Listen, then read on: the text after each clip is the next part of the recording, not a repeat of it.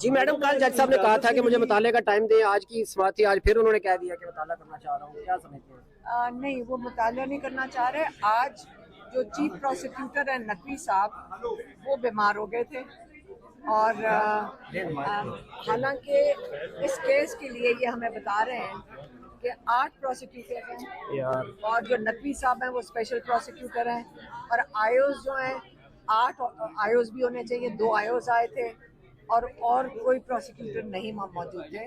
لیکن اب ہم امید کرتے ہیں کہ کل نقوی صاحب صحت یاب ہو کر کل پیش ہوں گے، کیونکہ آج پورا کورٹ پورا بھرا ہوا تھا اسی انتظار میں کہ آج ایک پروسیڈنگز چلیں گی. لیکن نقوی صاحب غیر موجودگی میں، کیونکہ انہوں نے کہا ان کی طبیعت خراب ہے، اس لیے تو ہم دعا کر رہے ہیں کہ کل ان کی طبیعت ٹھیک ہو جائے گی اور وہ آ جائیں گے، اور آ کے وہ بتائیں گے کورٹ میں. جو جج صاحب نے کہا ہے کہ وہ آ کر بتائیں کہ جو ہائی کورٹ نے فیصلہ دیا ہے کہ وہ صحیح ہے کہ نہیں ہے اور کیسے دیا ہے، یہ اب آ کے انہوں نے بتانا ہے.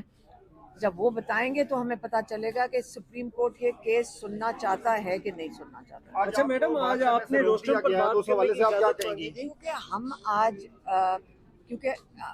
مجھے تو یہی بتایا تھا لائرز نے کہ آپ سپریم کورٹ میں، کیونکہ ہماری کئی پٹیشنز گئی ہوئی ہیں ہیومن رائٹس کی، ملاقاتوں کی، کئی ڈھیر سی پٹیشنز سپریم کورٹ میں پڑی ہیں، تو ہم صرف ریکویسٹ کرنا چاہتے تھے چیف جسٹس سے کہ عمران خان سے ہماری ملاقاتیں جو بند ہیں وہ ہماری ملاقاتیں کرائی جائیں، فیملی کی ملاقات کروائی جائے.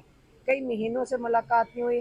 عمران خان سولیٹری کنفائنمنٹ میں، عمران خان کی کتابیں بند ہیں، عمران خان کو ڈاکٹر نہیں دیکھ پا رہے، اپنے جو ان کے جو پرسنل ڈاکٹرز ہیں وہ ان سے نہیں ملایا جا رہا. 8 10 11 مہینے ہو گئے.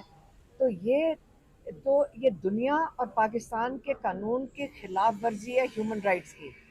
ہم انٹرنیشنلی بھی اس پر پٹیشن ڈال دیے کہ ہم تو چاہ رہے تھے اگر سپریم کورٹ سن لے تو ہمیں ملک سے باہر جانے کی ضرورت نہیں پڑنی چاہیے، ہمارے اپنے کورٹس کو ہمیں انصاف دینا چاہیے.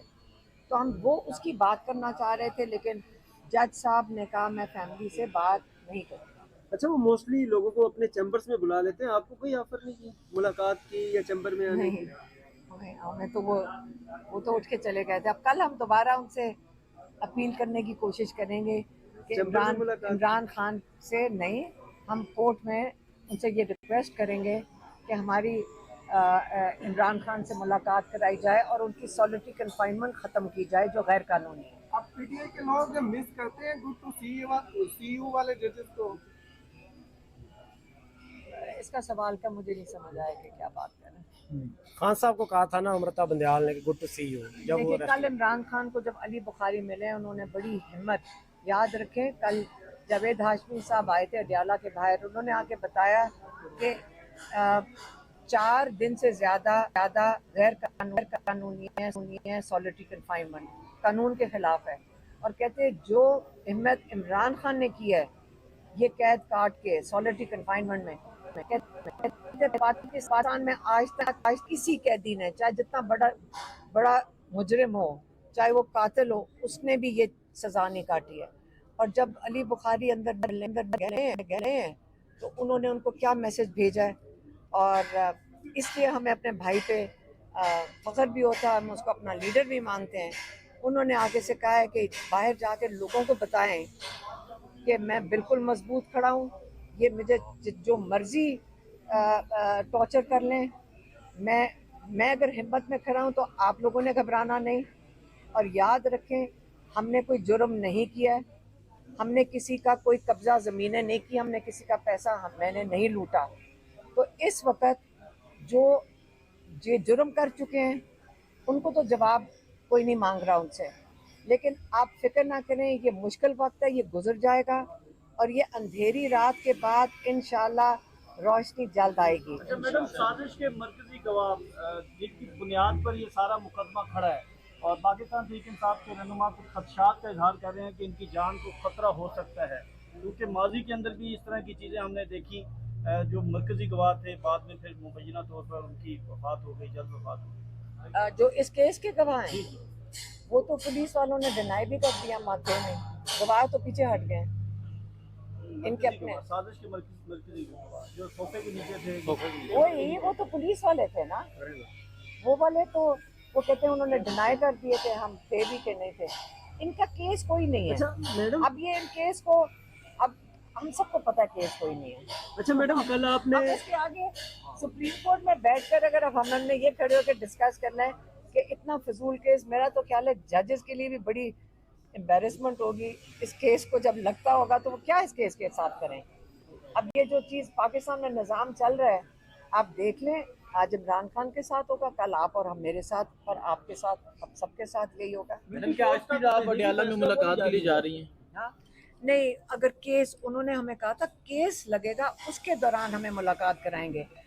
اگر کیس جی ایچ یو کا آج لگنا تھا، نہیں لگ رہا، نہیں لگ رہا جی ایچ یو کا، اور کل توشہ خانہ 2 لگنا ہے.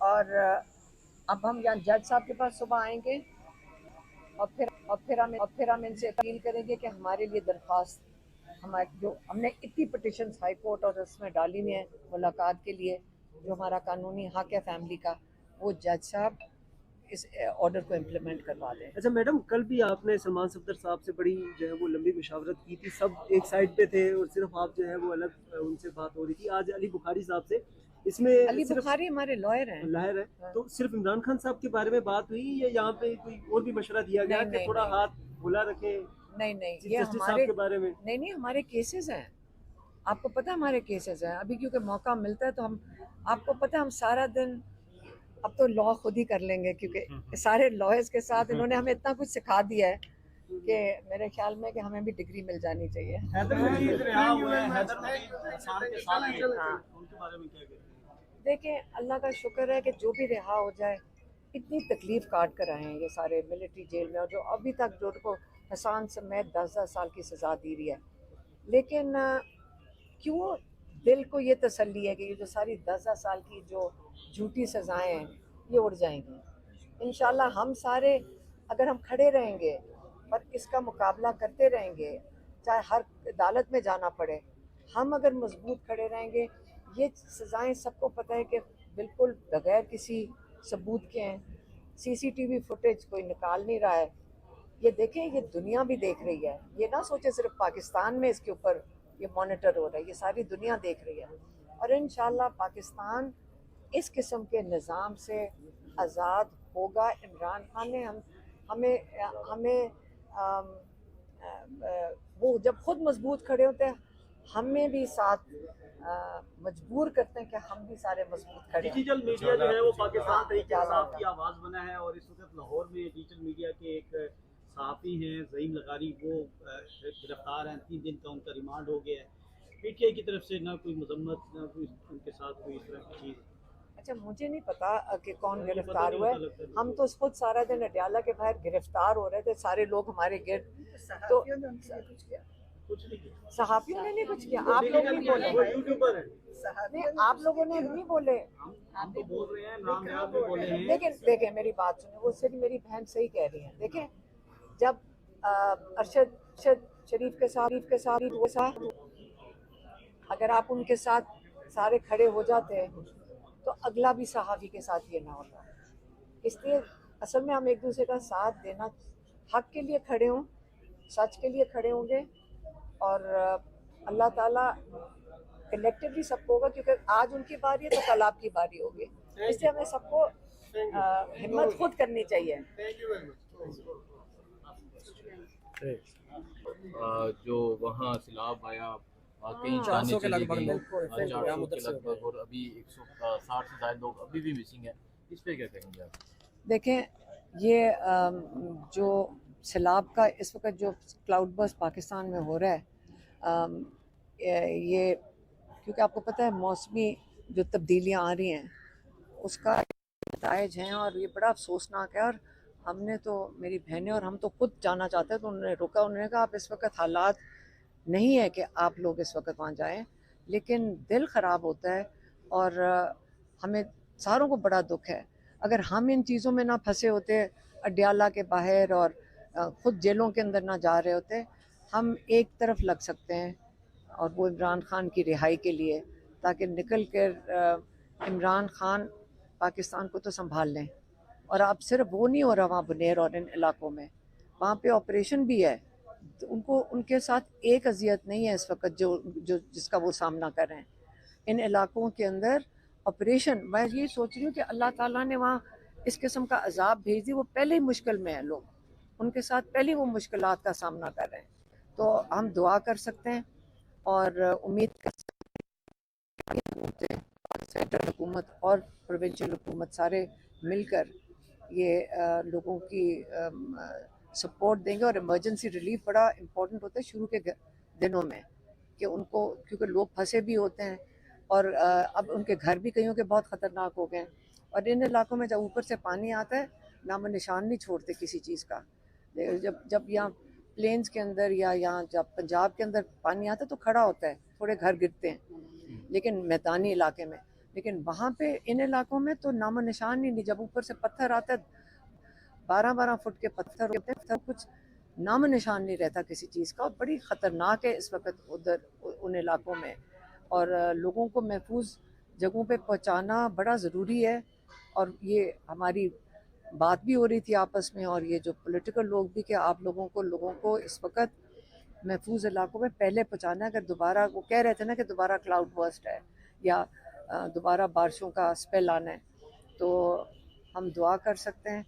और मेरा ख्याल में लोग काफ़ी एफर्ट कर रहे हैं, इन इलाकों में पहुंचना भी इस वक्त बड़ा मुश्किल होता है, लेकिन इंशाल्लाह पाकिस्तानी सिर्फ हुकूमत नहीं, जो पाकिस्तानी खुद है ना, अपनी मदद आप में, पाकिस्तान जैसी मिसाल दुनिया में कहीं नहीं है।